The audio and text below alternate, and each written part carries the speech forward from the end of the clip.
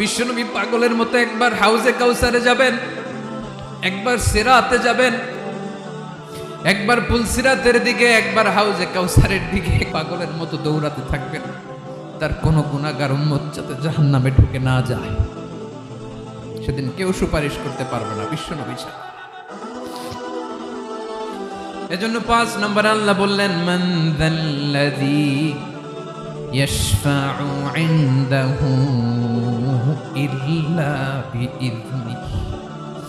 কার সাহস আছে, কার এত বড় বুকের পাটা কিয়ামতের কঠিন দিন আল্লাহর সামনে দাঁড়িয়ে সুপারিশ করবে?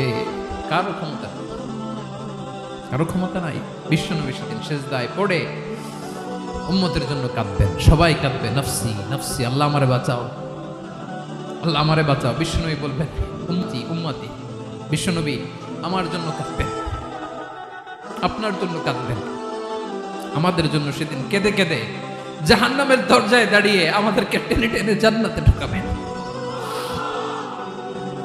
এজন্য এই বিশ্বনবীর ভালোবাসা যেন আমাদের হৃদয়ে ভরপুর থাকে। আমার ভাইয়েরা, প্রতি শুক্রবার বিশ্বনবীর উপরে বেশি বেশি যেন আমরা দুরূদ পড়ি। আমরা যখন বিশ্বনবীর সালাম দেই, দুরূদ পড়ি,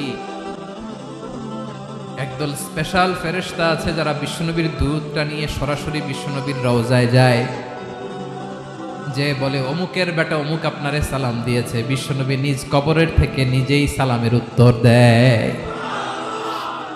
বিশ্বনবীর ভালোবাসা যেন আমাদের হৃদয়ে থাকে, বিশ্বনবীর সুন্নাহ দিয়ে যেন আমাদের জীবনটাকে সাজাই। পারা যাবে ইনশাআল্লাহ। বিশ্বনবীর ভালোবাসা ছাড়া কেউ জান্নাতে ঢুকতে পারবে? বিশ্বনবীর পক্ষে আমরা বলবো, বিশ্বনবীর পক্ষে আমরা লিখবো, বিশ্বনবীর জন্য আমরা আমাদের কলিজার রক্ত বিলিয়ে দিব, ঠিক কিনা বলেন?